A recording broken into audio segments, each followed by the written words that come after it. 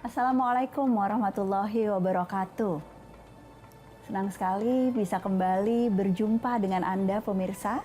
Saya Najla Shihab dan Abi Muhammad Quraish Shihab hadir kembali di program acara Memahami Islam bersama M. Quraish Shihab. Dan tema kita hari ini adalah agama itu fitrah. Saya yakin pasti banyak sekali yang sudah mendengar kalimat ini, agama itu fitrah. Kita sering ulangi berkali-kali dalam percakapan, sering kita dengarkan dalam berbagai kajian, tetapi belum tentu kita sudah memahaminya secara utuh. Bahkan fitrah itu apa aja, Bi? Mungkin belum banyak yang tahu, Bi. Jangan-jangan. Boleh nggak Abi terangkan kepada kita apa itu fitrah? Kenapa dikatakan bahwa manusia itu sebetulnya membawa fitrah untuk beragama, untuk percaya, dan seterusnya? Silahkan Abi. Baik, fitrah, itu sering sebut fitrah, Idul Fitri. Idul Fitri. Kembali kepada fitrah. Kata fitrah sendiri, itu ada seorang pakar, sahabat Nabi, bernama Ibnu Abbas. Dia katakan, saya tidak tahu apa arti fatiris samawati wal ardh. Fitrah itu apa? Sampai saya mendengar dua orang, dia dari pedesaan, bertengkar di hadapan satu sumur. Kemudian salah seorang berkata, ana fatartuhu. Baru saya tahu bahwa arti fitrah itu saya yang membuatnya pertama kali. Dia bertengkar. Yang satu berkata, ini saya punya karena saya yang membuatnya pertama kali. Kalau begitu fitrah adalah asal kejadian. Allah fatiris samawati wal ardh. Allah pencipta langit dan bumi sejak awal. Itu arti fitrah dari segi bahasa. Nah sekarang, agama itu fitrah. Di surat Rum Allah berfirman, fa'aqim wajhaka lid-dini hanifa fitratallahi allati fataran nasa 'alaiha. Tegakkanlah seluruh totalitasmu, tegakkanlah wajahmu, yakni seluruh totalitasmu kepada agama secara lurus. Itu adalah fitrah yang Allah tetapkan pada diri manusia. Jadi agama itu fitrah. Karena dia fitrah, pastilah agama ini sesuai dengan tabiat manusia. Bercinta boleh, fitrah manusia. Kawin boleh, fitrah manusia. Dan sebagainya, dan sebagainya. Kita menyesuaikan. Ada pesan agamawan. Jangan menggunakan mata untuk mendengar. Masing-masing alat ini ada objek. Jangan menggunakan timbangan untuk mengukur panjang ini. Bukan alat yang tepat. Bukan alat yang tepat. Salah satu kekeliruan kita adalah menggunakan cara yang salah untuk mengambil kesimpulan. Atau cara yang terlalu panjang. Ada jeruk di depan Anda. Anda mau bawa ke laboratorium untuk mengetahui manis atau tidak. Terlalu panjang jalannya. Coba saja. Nah, agama begitu. Mau tahu tentang Allah? Bisa keliru kalau Anda menggunakan akal. Ada alatnya. Bersihkan hati Anda. Anda akan mengenal Tuhan. Itu sebabnya kata filosof dia akui bahwa semua upaya para filosof untuk membahas tentang Tuhan, zat Tuhan, selalu tidak mencapai hasil yang memuaskan. Tetapi yang membahasnya dengan menggunakan hatinya, dia akan bertemu dengan apa yang dicarinya. Karena kalbu hati itu ada dua hal yang tidak bisa dilakukan oleh akal. Apa dua hal itu? Akal tidak bisa menciptakan iman. Akal mendukung, tapi dia tidak menciptakan. Yang kedua, akal tidak bisa menciptakan cinta. Yang bisa menciptakan itu hati. Maka fitrah. Agama ini agama fitrah. Gunakan semuanya sesuai dengan objeknya. Ini untuk ini untuk ini untuk ini. Cobalah, kata para pakar, hindarkan sejenak hiruk pikuk keduniaan. Cobalah merenung dengan hati untuk bertemu dengan sesuatu. Anda akan bertemu dengan Tuhan. Dan itu yang mudah-mudahan bisa terus kita pelihara, tetapi dalam kenyataannya saya tahu pemirsa, banyak yang lengah, banyak yang kemudian juga mungkin mendengarkan bisikan-bisikan yang lain yang akan mendorong kita pada kemusyrikan. Seperti apa, kenapa hal itu terjadi, akan kita bahas sesudah jeda sejenak ini. Jangan kemana-mana, tetap di Memahami Islam bersama M. Quraish Shihab. Mulai dari tidur sampai bangun, sampai beraktivitas, sampai tidur lagi, semuanya ada tuntunan. Itulah mengapa dikatakan dia agama terakhir dan agama yang sempurna.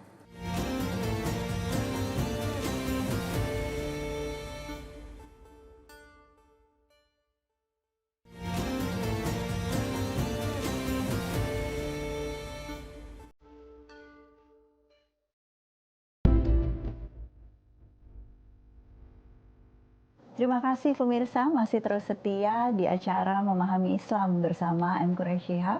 Terima kasih juga Abi, masih terus memberikan nasihat dan juga pandangan-pandangan tentang topik yang sangat penting ini. Tadi sebelum jeda Abi, yang muncul di pikiran Ella adalah soal potensi yang sebetulnya sudah demikian kuat dari Allah Subhanahu wa Ta'ala, tetapi seringkali manusia masih lengah Bi, hatinya. Tadi ada yang ke politeisme, ada yang kemudian ke bentuk-bentuk kemusyrikan yang lain. Sebetulnya apa yang terjadi dan bagaimana kita bisa membatasi diri kita untuk selalu ingat pada potensi atau fitrah kepada Allah tadi. Kita harus sadar bahwa kita diberi potensi oleh Allah untuk berpikir. Kita diberi potensi oleh Allah untuk punya nafsu. Nafsu itu bermacam-macam. Kita punya potensi oleh Allah dijadikan makhluk sosial sehingga kita bisa bergaul dengan sekian banyak orang. Ini semua mempunyai pengaruh dalam pikiran kita, dalam hati kita, dalam kegiatan kita. Nah, dari sini agama datang untuk mengingatkan. Nah, karena kegiatan kita itu bermacam-macam, karena potensi kita itu beragam, maka semua diberi tuntunan oleh agama ini. Akal ada tuntunannya. Misalnya, gunakan akalmu, tapi gunakan untuk hal-hal yang dapat terjangkau olehmu. Tidak usah tanya akal tentang hari kemudian. Ya kan? Betul. Mata, ada tuntunannya. Pelihara matamu. Jangan sampai dia memandang kepada hal-hal yang merusak hatimu. Kamu punya dorongan seksual, gunakan itu. Tapi dengan batasan. Jadi semua ada tuntunannya. Bahkan mulai dari tidur sampai bangun, sampai beraktivitas, sampai tidur lagi, semuanya ada tuntunannya. Itulah mengapa dikatakan dia agama terakhir dan agama yang sempurna. Karena semuanya dia beri penjelasan. Bisnis, ada penjelasannya. Mengapa harus ada? Karena kita disuruh berbisnis. Mengajar, mengapa harus ada? Karena kita disuruh mengajar. Kita disuruh belajar. Kita disuruh kawin. Kita disuruh bercinta. Semuanya ada, tidak ada yang tidak ada. Apa yang dianggap tidak ada? Semuanya ada. Tapi ada alat untuk mendapatkannya. Ada cara untuk mendapatkannya. Semuanya. Ya, dan boleh pilih-pilih nggak Bi? Jadi saya Islam tapi saya ngikutnya mungkin ya soal itu tadi deh yang makan, kamar mandi, urusan pernikahan. Tetapi kalau dalam hukum-hukum yang lain atau dalam transaksi ekonomi, ini aspek-aspek keislamannya kayaknya apa? Apa terlalu membatasi, apa kurang cocok dan sebagainya. Apakah boleh melakukan itu? Al-Quran, Allah berfirman, udkhulu fis-silmi kafah. Masuklah, anutlah Islam ini secara totalitas, semuanya. Itu afatu'minuna bi ba'dil kitab wa takfuruna bi ba'd. Apa kamu percaya sebagian dan tidak percaya sebagian?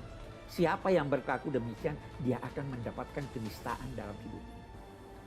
Itu dari segi ide. Tetapi Tuhan Maha Pengampun. Pada akhirnya akan dilihat yang mana yang lebih berat. Gitu. Abi tidak mau berkata bahwa kalau ini tidak lantas dia ini. Dilihat yang mana lebih berat. Kita manusia. Tuhan tahu juga bahwa kita manusia. Karena itu dia Maha Pemaaf. Dia buka pintu pemaafan. Kita pasti salah. Sejak semula ketika Adam mau diciptakan Tuhan, itu malaikat sudah bertanya, apakah kamu akan menciptakan makhluk yang akan merusak di bumi, menumpahkan darah? Tuhan tidak jawab iya atau tidak. Dia juga tahu. Tetapi kesalahan hendaknya menjadi pelajaran buat dia. Sehingga dia tidak mengulangi kesalahan itu. Itu Islam. Jadi kita tidak lantas berkata, oh sudah bersalah, sudah ini, sudah jauh dari Tuhan. Tidak. Kembali. Tuhan menyambut. Jadi semua ada. Semua aspek. Semua aspek. Mungkin yang sering kali bikin gelisah, Bi, itu yang paling berkait dengan kehidupan sehari-hari. Ini ada satu pertanyaan dari pemirsa ya, Bi ya. Disampaikan di sosial media, teman-teman kalau ada pertanyaan lain, kegelisahan atau keresahan, bisa segera sampaikan juga pertanyaan-pertanyaannya untuk kita bahas. Ada pertanyaan seperti ini, Bi. Assalamualaikum Abi, saat ini saya sedang meniti karir di bidang seni patung. Ada kegelisahan dalam diri saya karena mendengar beberapa ulama yang menyatakan bahwa patung itu diharamkan.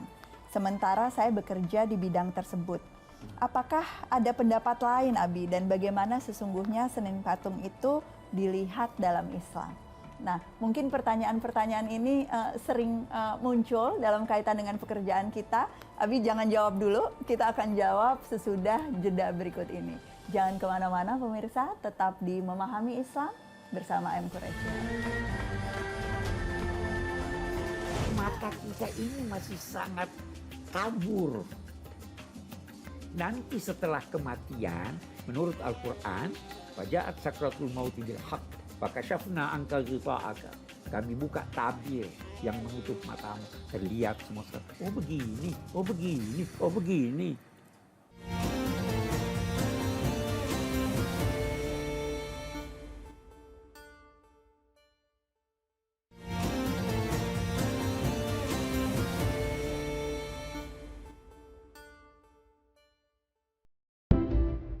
Terima kasih pemirsa, masih terus bersama saya Najla Shihab dan Abi Muhammad Quraisy Shihab di acara Memahami Islam bersama M. Quraisy Shihab.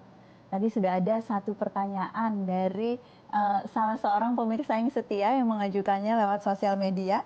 Tadi soal seni patung nih, bekerja di bidang ini gitu ya, di bidang seni membuat patung. Kira-kira apa Bi pandangan Abi soal Ya, ini? oke, bagus. Kita sudah berkata bahwa ada yang dinamai agama, ada yang dinamai ilmu agama. Dalam konteks patung agama, banyak teks yang berbicara tentang yang jelas, yang disepakati. Yang pertama, Nabi Sulaiman punya patung-patung. Itu di Quran ada dikatakan. Ya, Pak? Dia memerintahkan jin untuk membuatkan patung-patung. Dan yang kedua, Al-Quran, Nabi Shallallahu Alaihi Wasallam menilai patung itu jalan menuju mempersekutukan Allah. Karena itu dilarang. Nah, sekarang ilmu agama.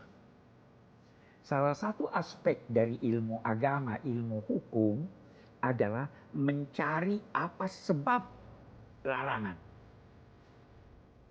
Nah, di sini karena ilmu bisa jadi yang ini berkata ini sebabnya, yang itu berkata itu sebabnya, sehingga bisa timbul perbedaan pendapat.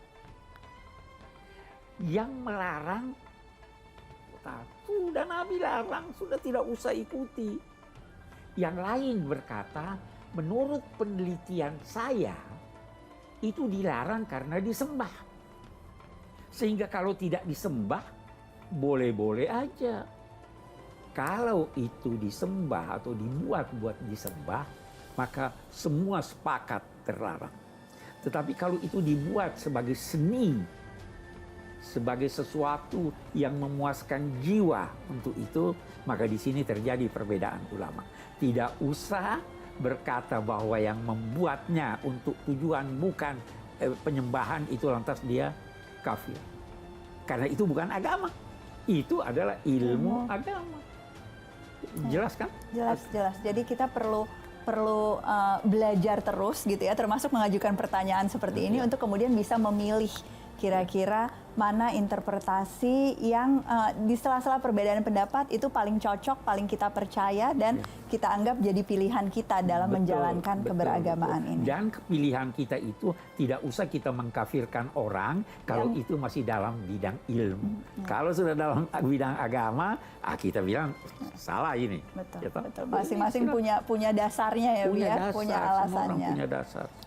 Ella ingin tadi kita bicara soal Islam yang mencakup berbagai aspek kehidupan, Bi. Salah satu pertanyaan yang sering muncul juga itu bukan hanya tadi soal keseharian, bukan hanya soal pekerjaan yang nyata kita lakukan, tetapi pandangan Islam tentang alam yang gak nyata, Bi, alam yang gaib.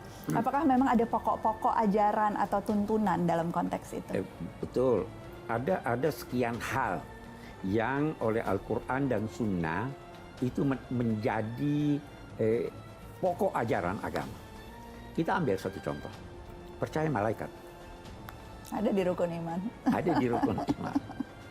Kalau Anda tidak percaya, tidak beriman namanya. Tapi apa malaikat? Tidak tahu. Apa yang dijelaskan? Jadi itu kita percaya. Yang jelas, yang kita bisa sadari bahwa memang ada alam lain selain alam nyata. Itu mimpi. Satu alam atau tidak itu? Alam. Alam lain sekali itu mimpi. Anda nonton TV asyik. Ada seseorang menepuk bahu Anda tidak rasa. Anda berada di alam yang lain. Iya kan? Jadi banyak alam sejak semula. Virus corona. Dilihat nggak? Cuma sebagian kecil dengan alam. Jadi banyak, mata kita ini masih sangat kabur. Nanti setelah kematian, menurut Al-Quran, faja'at sakratul mauti bil haq. Kalau datang sakratil maut, mau mati, fakashafna anka ghita'aka. Kami buka tabir yang menutup matamu. Terlihat semua sekarang. Oh begini, oh begini, oh begini. Nah, itu agama minta kita percaya itu. Dan kepercayaan tentang hal itu mempunyai dampak yang sangat besar terhadap kehidupan kita. Terakhir, Bi, bagaimana supaya menjaga hati tadi? Bagaimana memelihara potensi tadi? Supaya kemudian tetap bersih, tetap jernih, tetap lurus sesuai dengan apa yang memang dianugerahkan oleh Allah. Bacalah bacaan yang baik. Bergaullah dengan orang-orang yang baik. Anda akan terpelihara. Oke, mudah-mudahan itu bisa kita praktekkan, pemirsa. Tadi baca-bacaan yang baik, berteman dengan teman dalam lingkungan yang baik. Tontonan yang baik. Mudah-mudahan apa yang sudah kita pelajari, kita diskusikan bersama di acara hari ini juga menjadi pemantik diskusi yang bermakna bersama dengan keluarga, bersama dengan sahabat-sahabat dimanapun Anda berada. Dan jangan lupa untuk selalu menjaganya, kita perlu terus belajar, karenanya saksikan lagi kami minggu depan di acara Memahami Islam bersama M. Quraish Shihab. Terima kasih sudah menyaksikan. Wabillahi taufiq wal hidayah. Wassalamualaikum warahmatullahi wabarakatuh.